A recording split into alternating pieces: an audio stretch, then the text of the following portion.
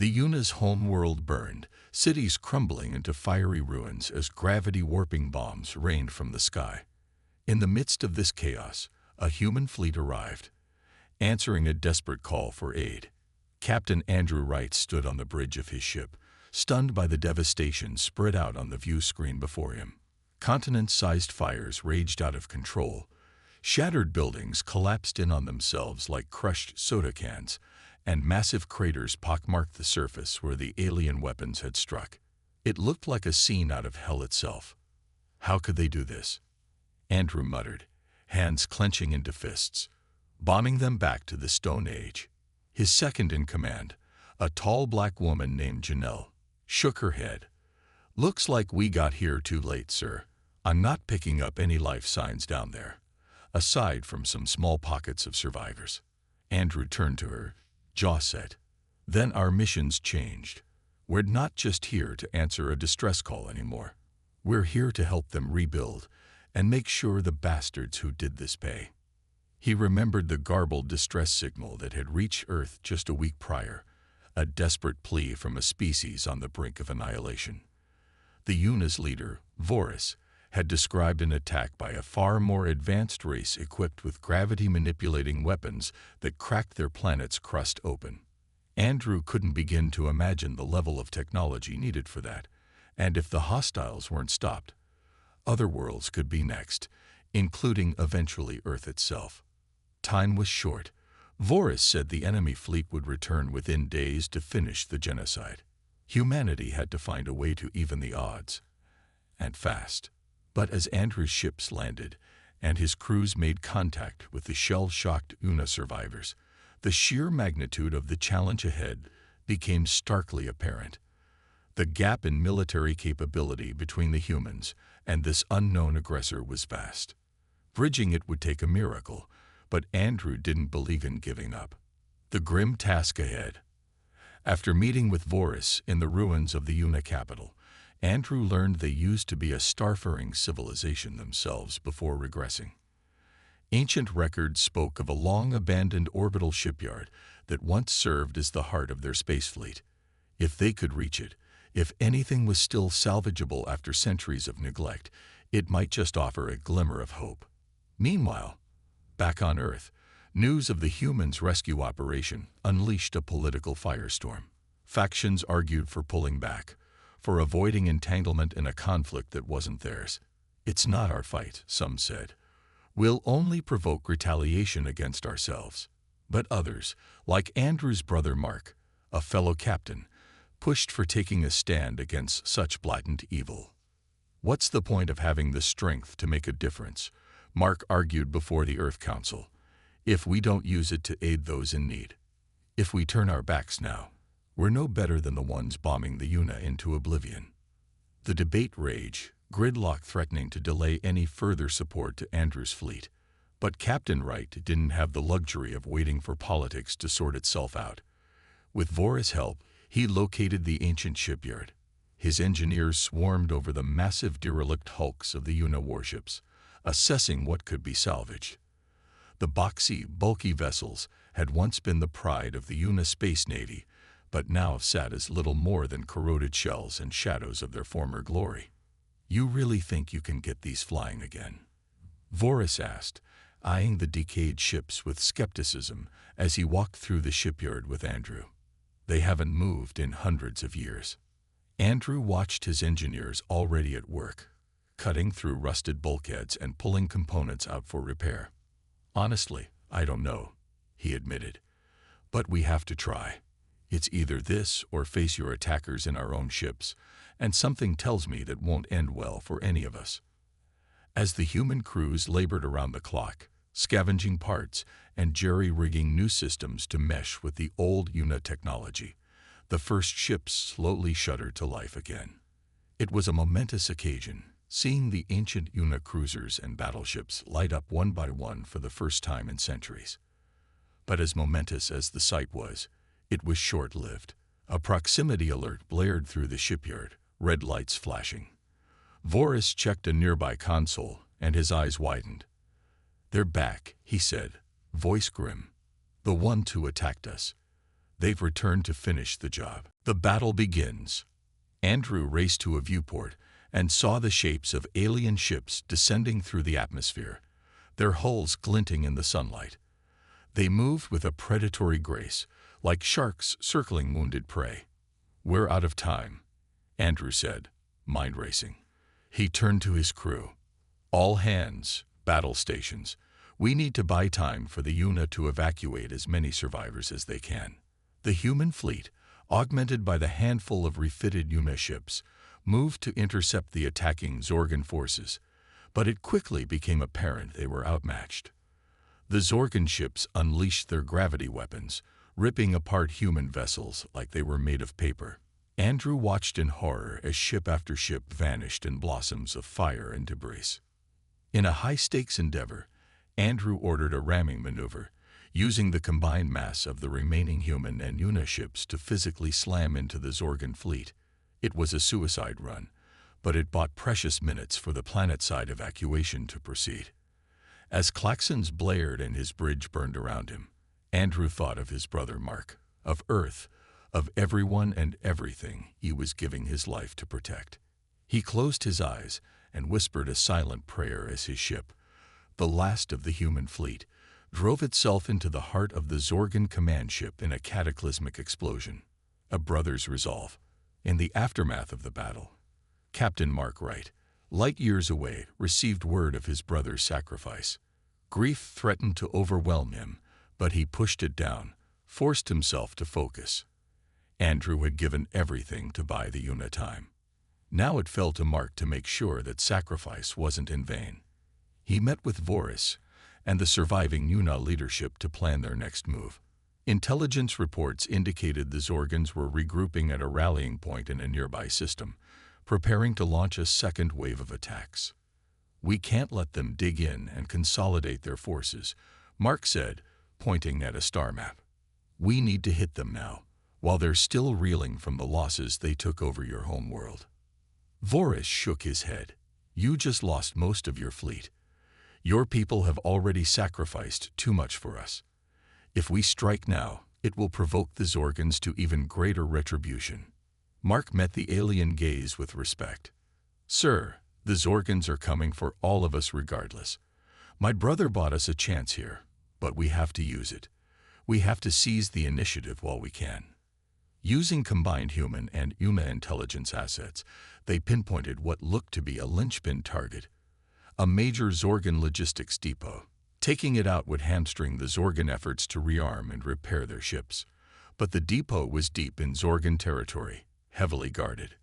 "I can get a small team in," Mark said. "Infiltrate and sabotage the facility." "How?" "That depot will be locked down under heavy security," Voris said. Mark gave him a tight smile. "That Zorgan command ship we rammed. A few of its shuttlecraft survived the explosion. We could use them to slip past their defenses." Voris frowned. "You're talking about a squad of humans at best attacking an entire Zorgan base. If we're going to have any shot at beating them in the long run, we need to even the odds. Soften them up with guerrilla tactics and surgical strikes." Mark shrugged. "Besides, I'm pretty motivated to blow up some Zorgans right about now." The UNA leader sighed but nodded. "I cannot spare you many, but I will give you some of my best warriors to accompany you." The stealth mission. A few days later, the strange strike team, a handful of grimy humans clad in piecemeal armor, a trio of hulking UNA soldiers, all stuffed into the claustrophobic confines of a captured Zorgan shuttle, emerged from hyperspace near the depot. Mark fought down a surge of nerves as the enemy station grew in the viewport, a sprawling tangle of docking spars and cargo bays, the size of a small moon. He glanced at Private Jenkins, who was fiddling with the unfamiliar Zorgan controls. "Get us in there nice and easy. Keep transmitting the codes we pulled from the shuttle comlog." Jenkins nodded, hands dancing over the console. There was a tense moment as they approached the outer picket of sentry drones, but the robots scanned the stolen signal and waved them through. The humans exchanged relieved glances as the shuttle glided into one of the smaller repair bays. Mark checked the charges on his rifle and visor one last time as they stepped out onto the deck, trying to look like they belonged there. He could only hope the Zorgans were too arrogant to expect anyone would dare strike at this heavily defended facility. The slightest slip-up now would leave them stranded in the heart of enemy territory with no hope of extraction. They split into small fire teams, each knowing their role. Jenkins led a pair of humans, and Inuna off to plant their primary packages on the station's main power cores. Mark took the rest to hit the secondary targets, the base's shield generators, sensor arrays, and life support systems. They moved quickly, placing the explosives at critical junctions throughout the depot. Speed was key. Get in, hit as many linchpins as they could, and get out before the Zorgans realized what was happening. Mark was securing a charge to the base's environmental controls when klaxons started blaring, and a guttural Zorgan voice boomed over the intercom. He cursed under his breath. They'd been made. All teams, status report. Charges set in the power core.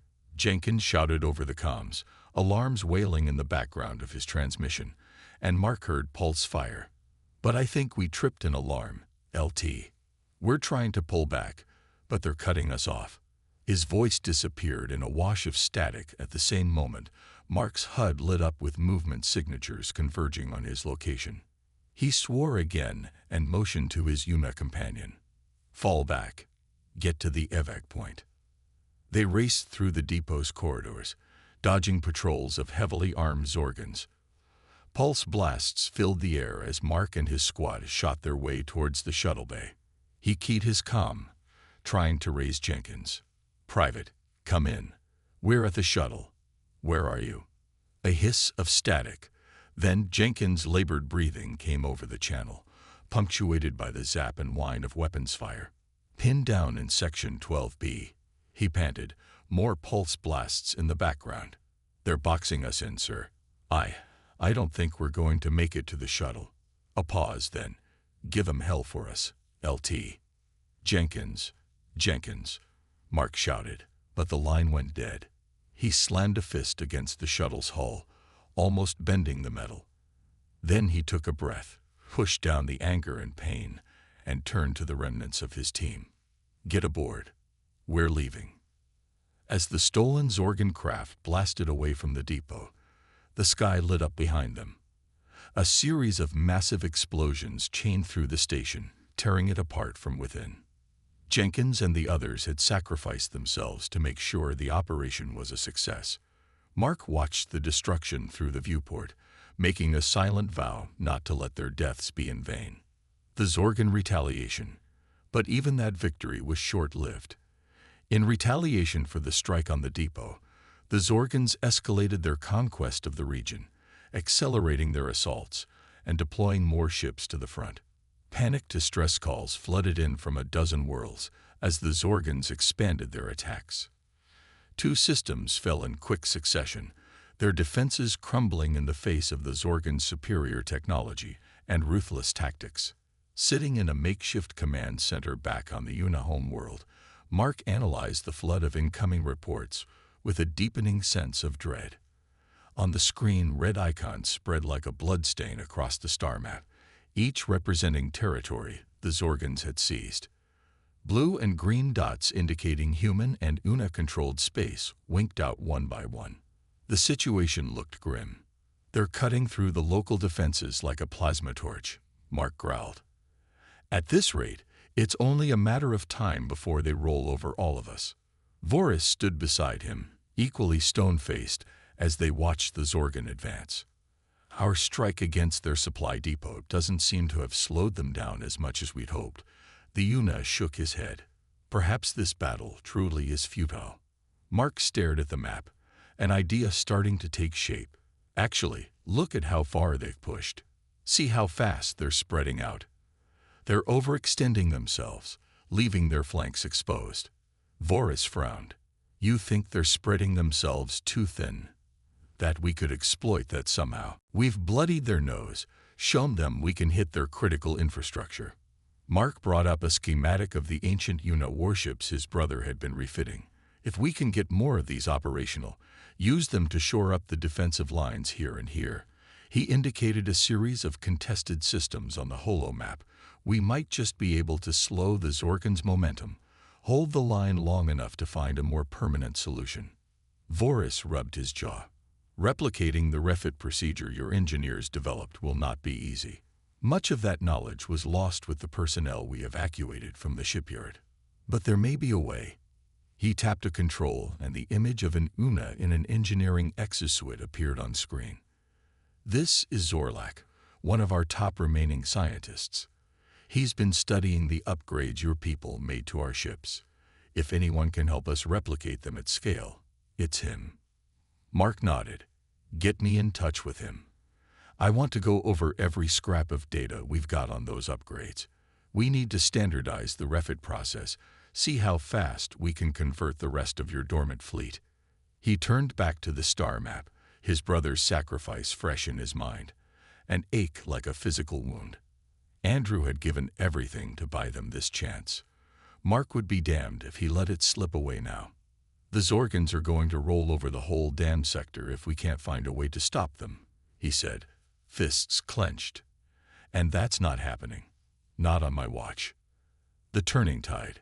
As the Human-Una alliance hurried to bolster its strength and the Zorgons tightened their grip on the region, the battle lines were drawn for what would become a pivotal moment in the histories of three civilizations. The Zorgon War had begun in earnest, and Mark would ensure humanity was ready to meet it head-on, regardless of the cost. Mark rubbed his bloodshot eyes, staring at the holographic schematics floating before him. Zorlak hunched over a workbench nearby, tentacles delicately manipulating circuitry. They'd been at it for days, reverse engineering the hybrid tech from the upgraded Una ships. I think we've got something, Zorlak chittered, his exosuit whirring as he turned. Look at this frequency modulation. Mark leaned in, studying the readouts. His breath caught as he saw the patterns emerge. Holy, that's it. We can disrupt their gravity fields. They worked feverishly to refine the prototype, testing and retesting, until they had a working model. Mark hefted the bulky device, heart racing. This could change everything. Back on Earth, Mark stood before the United Nations Security Council. Ladies and gentlemen, the Zorgon threat is real, and it's coming for all of us. He activated the prototype, causing gasps as nearby objects briefly levitated. But we have a weapon that can level the playing field. After hours of debate, Earth's nations agreed to pool resources. A joint Human-Una task force was established, with Mark at its head.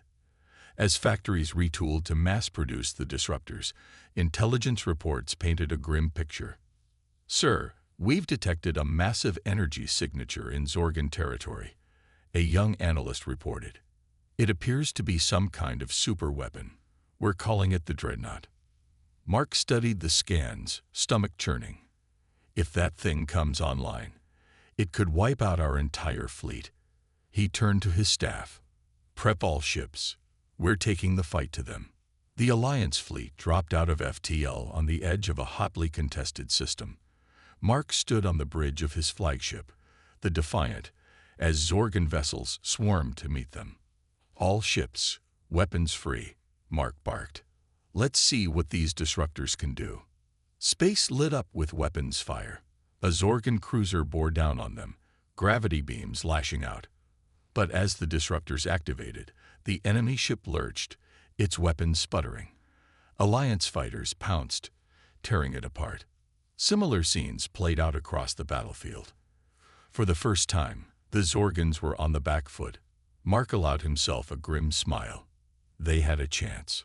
But the tide of battle shifted as Zorgon boarding pods slammed into the Defiant's hull. Alarms blared as Mark raced to repel the invaders. He rounded a corner, coming face to face with a Zorgon soldier. Its tentacles lashed out, knocking Mark's weapon away. They grappled in the narrow corridor, Mark barely avoiding the alien's venomous barbs. He slammed its head against a bulkhead, stunning it long enough to retrieve his sidearm. The Zorgon fell, ichor oozing from its wounds. Mark staggered to the bridge, victorious but battered. His blood ran cold as he saw the flashing alert on a nearby console. During the chaos, The Zorgans had accessed their database. "Sir," his XO reported, "they've taken critical data on Earth and Una colony locations." Mark's mind raced. The Zorgans would surely strike those worlds next. He had to split his forces, shore up defenses, but the dreadnought loomed, a sword of Damocles over them all. He made the call. A detachment would reinforce Earth and the colonies. The rest of the fleet would hunt down the dreadnought. It was time to end this. They found the massive vessel at its construction site, already operational. Mark's stomach dropped as he saw its size. This would be the fight of their lives. All ships, focus fire on its